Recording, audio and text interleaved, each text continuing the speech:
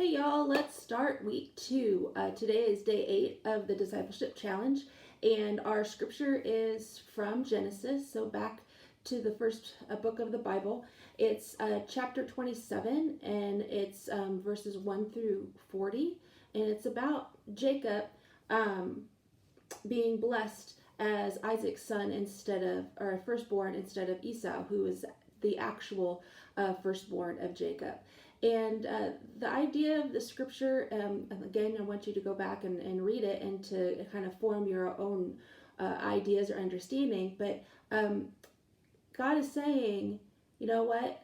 I don't do things the way the world does. I don't follow the laws of the world.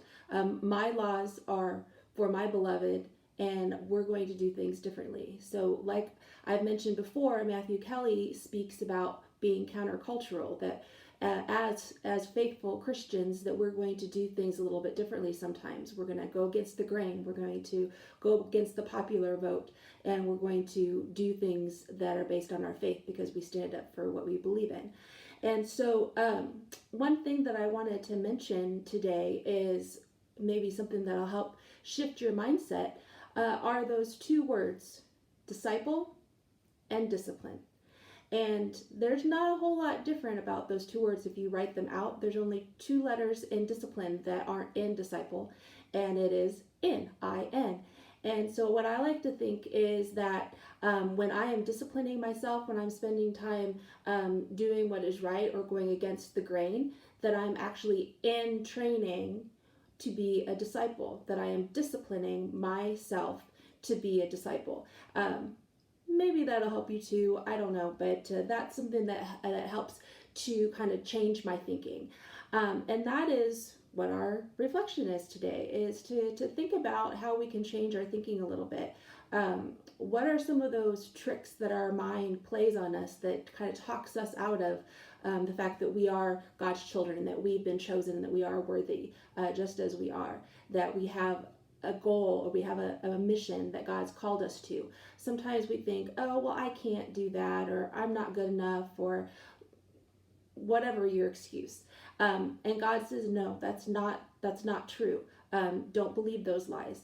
So God is telling us that we are enough. So today in our reflection, I want us to think about what are some of those negative thoughts that we end up telling ourselves, those lies that we tell ourselves that make us want to stop either this challenge, or want to make us not participate in other activities, or makes us just not want to make any changes in our lives for the better.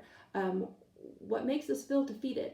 So I want you to write those down, and then in an effort to battle that, to counteract those negative thoughts, I want you to reach outside of yourself today, and I want you to encourage 3 different people.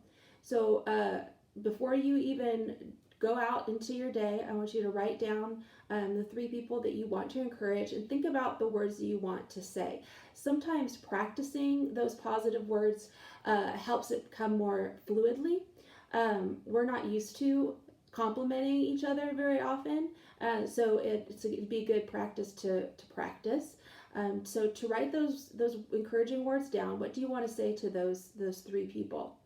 And then, as if that weren't enough today for our action or our challenge, is when you do your action, your activity outside, inside, when you move your body, I want those positive words that you're going to use with those other people to encourage them to become your mantra, to help you build up and fight against those negative thoughts.